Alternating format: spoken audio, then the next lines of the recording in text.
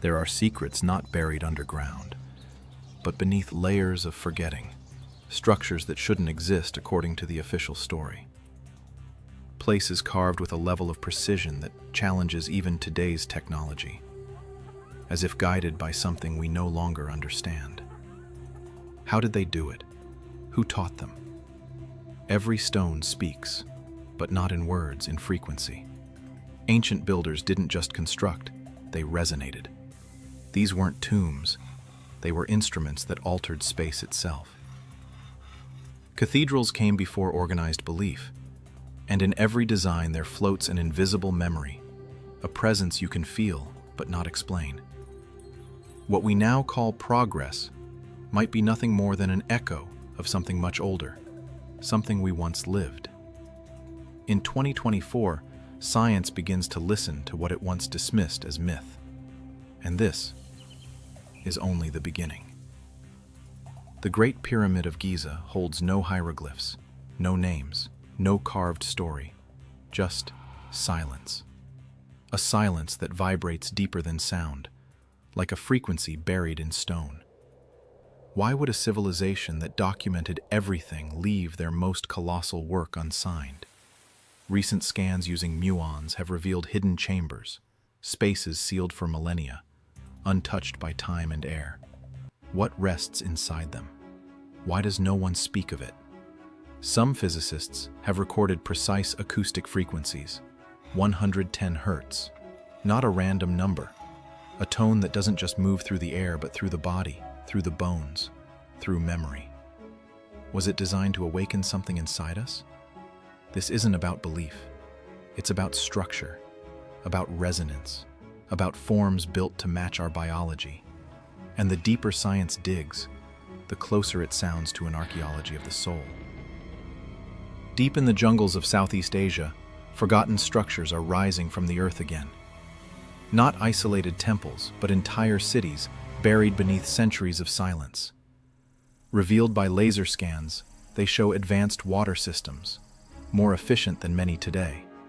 How did they achieve this without machines? How did they know how to move energy through water to sustain thousands in perfect balance with the terrain? The same is happening in the Amazon. Geometric structures mapped in fractal patterns, aligned with invisible lines of the land.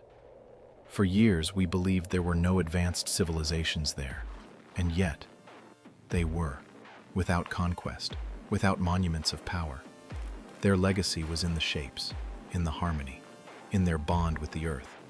And now the forest begins to speak, softly, as if memory is returning through the roots, one breath at a time.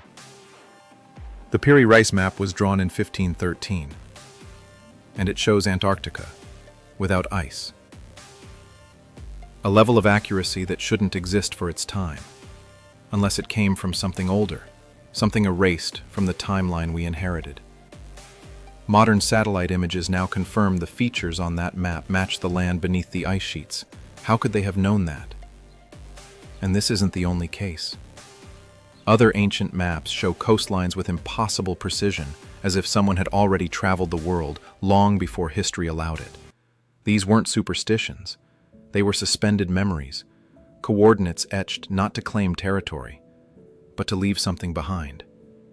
A silent cartography meant for another age. Like trails hidden in plain sight, waiting to be seen by those whose perception had finally returned to the right frequency. In the heart of Turkey, Göbekli Tepe breaks every known timeline, a circular temple standing for over 11,000 years, carved with animals, celestial shapes, and symbols no one has fully decoded. Some say it's a calendar. Others believe it's a resonator.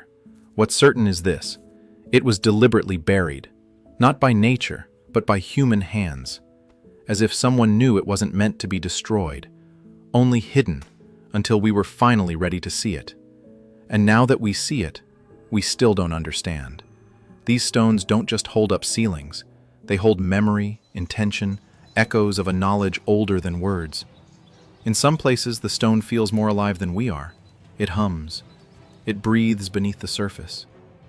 Each carving carries a frequency, a question, a silence that remembers, not to be studied, only reawakened by something already inside you. When sunlight enters Newgrange in Ireland, the chamber vibrates precisely at 110 Hz. That's not random. It's sonic architecture. Deliberate, tuned, ancient. The same vibrational pattern appears in Teotihuacan, in the Bosnian pyramids, and in sacred sites scattered across India. But how did they know? How could ancient builders understand that certain frequencies alter human consciousness? Modern studies reveal this vibration doesn't just travel through air, it travels through the body. It slows rational thought, while activating the limbic system, the space of memory and intuition. These weren't just decorations. They were memory devices. Structures made to awaken something dormant, and maybe that's why they were buried, ridiculed, or forgotten, because they didn't aim to teach. They aimed to remember. And in remembering, they made you remember too. Stonehenge doesn't just mark the solstices. It also responds to magnetic fields that pass through the earth, fields that breathe beneath us without being seen. On certain days, pulses have been measured at its center. Moving energy, tangible, physical, interacting with the human body in subtle but measurable ways. This isn't just mythology, it's data. Like other megalithic sites, there's a precise relationship between stone, geometry, and the Earth's electromagnetic rhythm. Ancient builders didn't just imagine it, they felt it. They designed with it, not with blueprints, but with intuition, as if they were listening to the land's heartbeat before shaping it. And maybe that changes everything. Maybe they weren't building monuments, they were tuning the world itself, activating something that never stopped humming beneath our feet. There are places that whisper across the world. Ancient sites aligned not just by geography, but by something deeper. A silent current, a frequency buried beneath the ground. The Great Pyramid, Machu Picchu, Angkor Wat, Easter Island. Distant on the map, yet connected through an invisible thread. And in all of them, the same symbols return. Spirals, serpents, eyes, patterns that seem to echo something older than language. Cultures that never met, yet remembered the same things. A memory that wasn't taught, but felt. In the bones, in the breath, in the spaces between each stone. Some say it's coincidence, others call it myth. But maybe it was always a message, a vibration left behind to be remembered. Not by the mind, but by the body. Still alive beneath our feet. Still waiting to be heard when we finally fall silent. Everything we've explored so far isn't just coincidence. It's a pattern, a language of design that repeats across time. And patterns never lie.